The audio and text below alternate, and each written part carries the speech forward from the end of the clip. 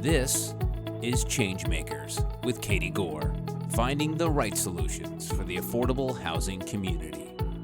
This week's Changemaker is Amy Ginger, the Deputy Director of Operations at the Fairfax County government in Fairfax, Virginia. She's also the President of the Board at National Leased Housing and Association. Amy has more than 25 years of experience, everything from a local government to HUD. So Amy, welcome to the podcast. Thank you so much, Katie. It's an absolute pleasure to be here with you today. I'm so excited. It's a pleasure to have you as well. And we have known each other for several decades, and I am honored that you are on the podcast. And I know many of our listeners are going to have name recognition, voice recognition, and now, in your own words of wisdom, recognition. Yeah, we have known each other a real long time. We had the great fortune of working at the same organization together many years ago, although we were both you were in a different role. But I certainly remember watching you from afar thinking, wow, what an impressive leader she is, what an impressive woman she is, what an impressive mother she is. So it's truly a pleasure to have known you for so long. It is kind of funny because we talk in terms of what the ages of our kids were when we first started, or Right. or maybe only how many kids we had when we first started. That's right. That's right. That's right. I think I probably had an infant when when you and I first sort of became aware of each other, and now they are much older and at much different stage of life. Right. My 1-year-old, when I first started at Quidel, she is graduated from high school, driving, and it's just a whole nother world now. Yes. Sure is. So Amy, tell us, you've been in the industry for about 25 years and you've done several different things, several different roles, but pretty consistent in Housing Choice Voucher. Walk us back, because I think this is the role that so many people know you from when you were in your HUD days. Um, Give us a glimpse of what it was like, maybe some strategies that you saw that were very effective for utilization, and some of those that you're probably applying in your current role. Can you kind of give us a walk down memory lane for a few minutes? Oh, yes. Utilization, certainly. One of the consistent challenges in administering the Housing Choice Voucher program, which, as you sort of tipped your hat to, has been kind of my professional focus ever since the moment I got into affordable housing. It really, to me, is an amazing program, so effective, has such a positive impact on the lives of those that participate in it. So it's really incredibly near and dear to my heart. And utilization is so important. I recently was a technical advisor on a study that was published by RAND and UC Berkeley together about utilization specifically, because it's been falling over the last few years nationwide, as primarily as rents have started to have increased so much since the pandemic in 2020 and 2021. I think in that report, I would cue any of your listeners to go take a look at it. The report really highlights some easy yet incredibly effective strategies to keep your utilization up. And they're ones that we do use here in Fairfax County. I mean, one of the easy ones is to have a long search time. It is rough out there for folks, anybody trying to find housing. And individuals with Housing Choice Vouchers just have additional sort of challenges on top of a regular market holder. You just have like processing times at the housing authority, inspections, things like that. So I think giving applicants and movers as much time as you can under the program requirements, which is at least 180 days, really can increase the success rate. Another, I think, strategy that is pretty effective is making sure your payment standards are keeping with the market rents. As I said earlier, market rents have just been on a steep incline. I think they're starting to level off in some places across the country. They're certainly starting to level off a little bit here in Fairfax County, but making sure that voucher holders have a fighting chance with a payment standard that can really kind of keep pace with the market rent. So those would be the two I would point to. hmm So, what are you seeing in Fairfax County as it relates to that tension between supply and demand? And then, obviously, if you're giving people more time to find units, then that's actually going to come back and affect your own utilization and those rates. So, there's like this odd tension here. But what are you seeing happening where you are then now? Yeah, it's good. It's a good question. We certainly have more demand than supply here in Fairfax County. We've had a goal for the past couple of years to produce 10,000 new units of affordable housing here in Fairfax County and to work towards no net loss of affordable housing that already exists. So that's sort of on the supply side. So we're working to increase the supply here in Fairfax County. I think we're probably 5 to 10,000 units short at least here. We last refreshed those numbers in 2019. I suspect if we were to look today, we would see the gap even greater.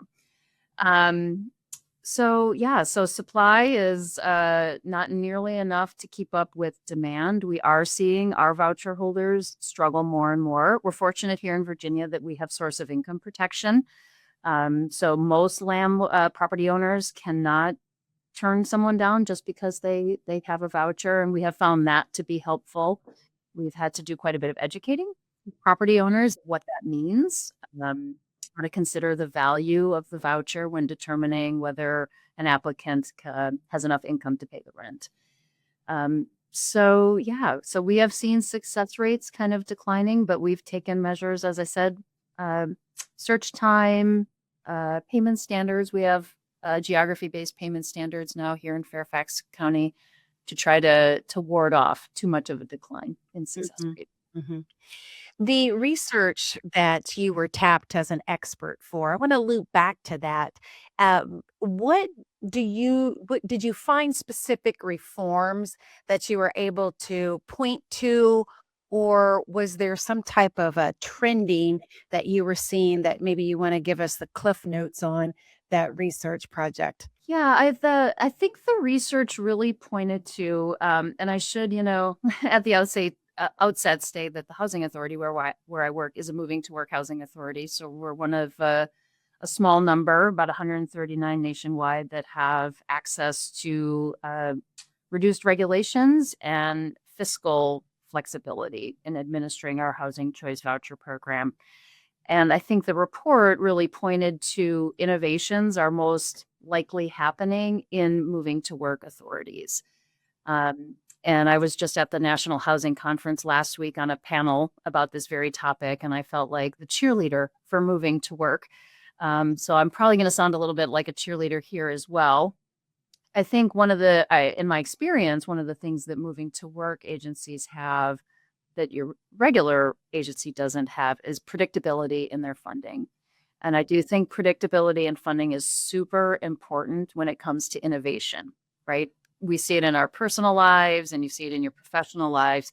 When your finances are unpredictable, you pull back from innovation. And we need some level of financial predictability to innovate. I think housing authorities across the country, all of them are experts in their local market. They are experts in their local housing situation.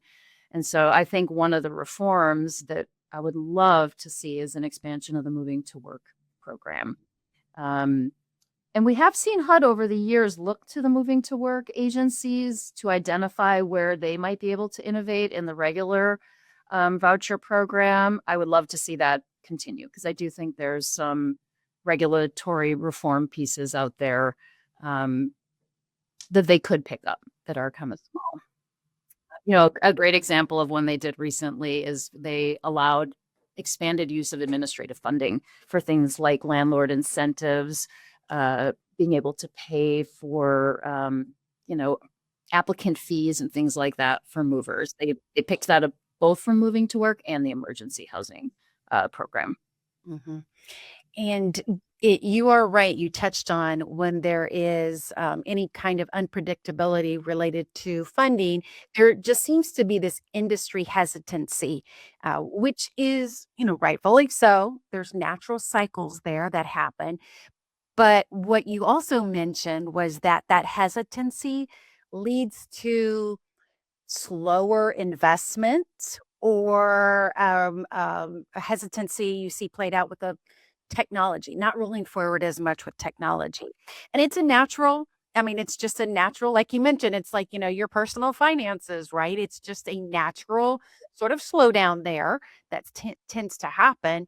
Um, but the cost of the lack of investment, whether it's technology or program expansion or staff expansion, whatever that is playing out to, it always costs the program though. And Absolutely. that's the piece is that, even if you delay it by 6 months, well, let's use the technology piece. You don't invest in some online portals, or you don't upgrade your platform, or you don't offer certain ease. It's the residents and the programs and the lack of efficiency that seems to always play out. So, you're right. The moving to work expansion or adding more people to that program, or even taking what you guys are doing well and then cross applying it to other housing authorities would be a great win on a couple of different things. Um, what's the best thing that you think, and this may not be a just a simple answer here. What's the best thing you think that you guys have done from moving to work that you definitely wouldn't have done otherwise had you not had that? Can you sum it up in one thing, or is it like is it 5 things? I think that's a great question. I think there's two things. If you'll allow me to, even though you gave me one, I'm gonna take some liberties here and go with two. What we've done, and it's really related to housing production. So we are able to use any reserves we have and make investments in capital or land acquisition. We can make loans to properties that are under development or grants. That has been huge to use our moving to work funds for gap financing, and we've used it for acquisition. Um, Paired with that, we have also used our flexibility on the awarding of project-based vouchers to incentivize development here in Virginia. I would imagine it's probably true elsewhere in the 9% LIHTC competition. Projects coming in with committed subsidy can get extra points. And being able to do that quickly and being able to award project-based vouchers quickly and efficiently is super important to those projects' competitiveness in those LIHTC competitions. And so we have been able to contribute to probably 4 projects that are upwards of 500 units of housing here that will all be affordable for 90 years plus. Some are 99 years plus. So yeah, those are incredible tools on the production side. And those units are also going to be available to tenant-based voucher holders as well. So you have project-based vouchers, tenant-based vouchers will have access to it. And anybody at 60% AMI and below are going to have access over the long term. So to us, those are 2 amazing tools that are helping us here. Yeah. Those are excellent examples. And for many people know the link about being able to put those units into the marketplace. But describe something specific that I see about Fairfax County is your ability to attract major employers.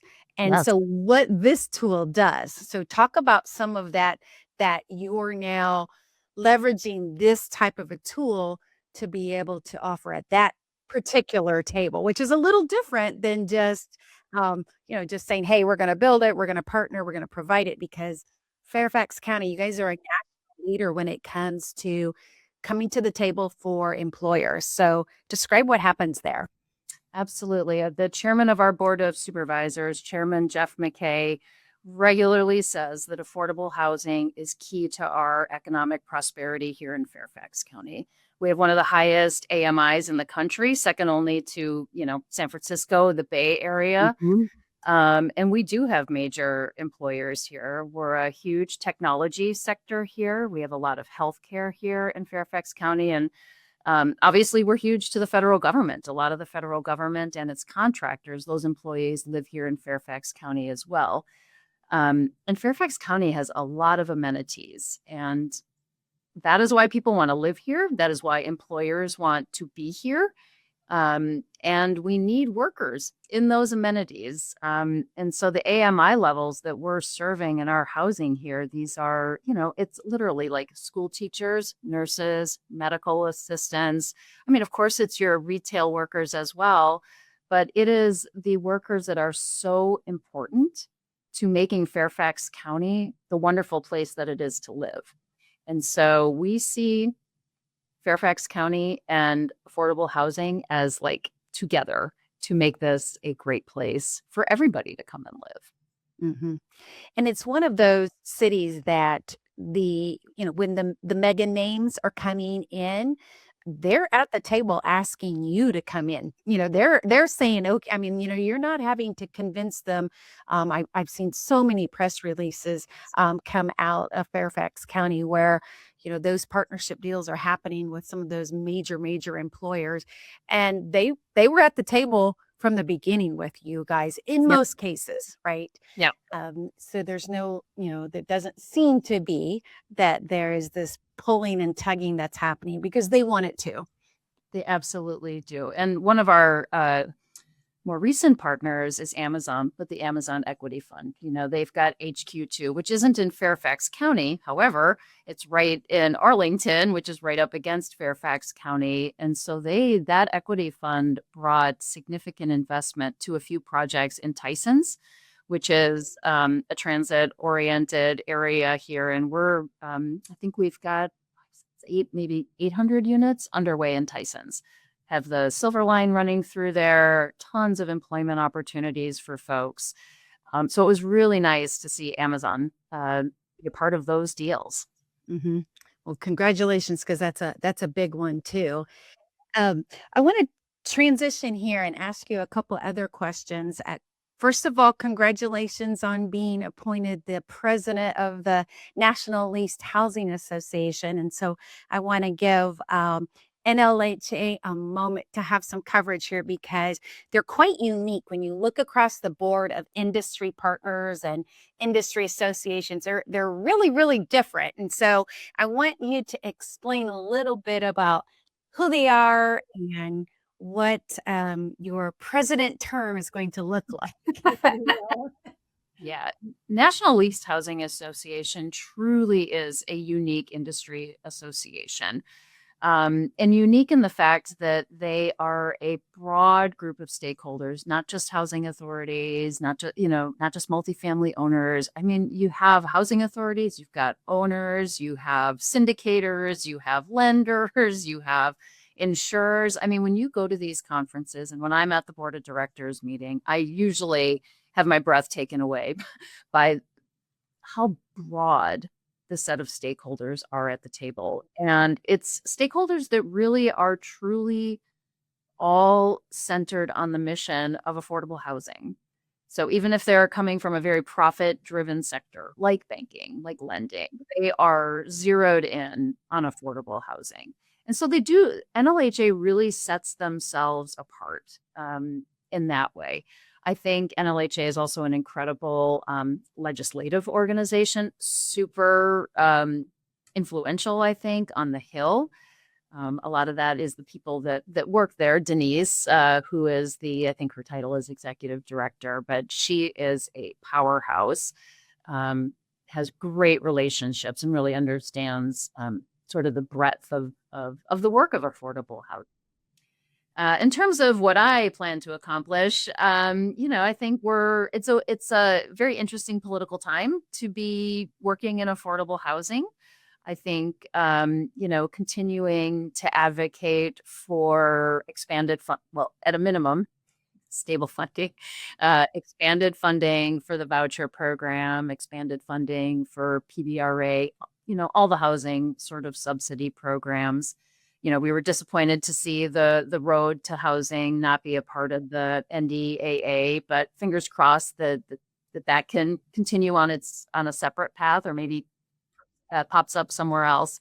So I think, another year of really just fighting for funding for these incredible programs and for trying to see legislation move forward that opens more doors and perhaps eases some regulatory burden. Mhm.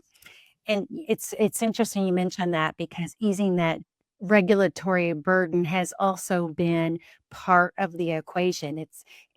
People are saying, how can we build it faster? How can we, get housing product built in a way that's still compliant, but is maybe taking some of those unnecessary regulations and the piece of legislation you mentioned had a couple of those nuggets in there. So, we're and it's interesting because most people are agreeing on those deregulation points. There's not this huge battle right now to take away a few of those extra hurdles that have been in there and quite frankly driving up the cost of housing. So, do you envision a few of those getting across the line next year, or what's your predictions on that? Oh goodness. Yeah. The road to housing bill was so unique in that it was so bipartisan, a ton of support for that. And it did have, I forget how many articles it had in it, maybe 20 something. Um, I would really hope, I'm not a very good prognosticator, but I would really hope to see some reform on NEPA, on the environmental pieces. I know that certainly in our development here in Fairfax County, it's a regulatory burden. It's a long pole in the tent. It takes a long time, and that choice limiting piece can be very challenging, I think, for developers because you're waiting. There's just a lot of waiting related to NEPA and a lot of duplication. I think, this like, what's the difference between Part 50 and Part 58? Who knows? So I would really keep my fingers crossed for some NEPA adjustments, and then I really sort of, I wouldn't call myself an expert on it, but what I looked at on the CDBG and home pieces, I was very encouraged to see this notion of perhaps incentivizing localities who use their CDBG and home towards housing production to get some reward. So I think that would be pretty neat if we could get that across the finish line as well. Of course, I love the MTW expansion in there. I don't love how constrained it was, but any MTW expansion is a thumbs up for me. Mhm, mhm. And it's incrementally that we're learning what's working and what's not working because, even there's some things that were intended for good, but seem to be backfiring now with the pace and the appetite that we need to provide housing. So, we are incrementally getting better, as a from a policy perspective. I even have heard some horror stories, which housing practitioners love to share horror stories. But that's part of our learning, right? But I've heard even some of the things about the Davis-Bacon wage differences as to how, they'll have to pay a certain rate for the community room when they build it or renovate it, but then they got to pay the same person a different rate, if they're in the dwelling unit. There's all of these things that um, are adding complexity and expense and delays, quite frankly. So, just something as small as small, I'm going to air quote it, something as small as that really could impact the ability to operate. And, the unit designation is so low compared to what needs to happen anyway. So, we are slightly hopeful that some of these things in today's lenses could have more effective impact for housing. Is there anything else that you're hopeful for when you kinda, like, zoom out from a housing perspective? Anything that you're really seeing out there? I mean, we've covered some good ones here with MTW and the, road to housing, but anything else that you're looking on the horizon at and you're hopeful for? Well, I'm always hopeful because as a housing professional, you almost have to be hopeful. I am hopeful that Congress and the administration will continue to see the importance of the subsidy programs, right? We spent some time here talking about production and the supply side. And I think we saw that, the administration put forward pretty deep cuts in their budget request. And I think we saw in the initial markups from Congress that they did not want to see that. So I am hopeful with Congress that they see the value of the Housing Choice Voucher program and all of the special purpose vouchers that are in there as well. The family unification. I'm hopeful that the commitment to youth aging out of foster care remains. That has been a strong commitment for a few years running now. I think that's such an incredibly vulnerable population that we need to continue to address. So I'm hopeful that Congress will continue their support of that particular population, very similar with the Veterans Affairs Supportive Housing Program, VASH, as well as the Mainstream program. So on the horizon, I'm hoping to see continued support of the subsidy programs because supply is important. Absolutely. I mean, it's like two ends of a seesaw, right? I mean, they both kind of need to be there. We need supply and we need tenant-based vouchers. People do need choice and they need to be able to move around, right? As their lives, expand, contract to whatever situation is happening for them. So that's what I'm really hopeful for is continued support of the voucher program and specifically the special purpose vouchers. Mhm. And it sounds flippant to say, but affordable housing policy makes good economic policy. And the ability to have vouchers in community is a stabilizer, and it's it is a difference in it, and it just used to be sort of in like your high rent cities.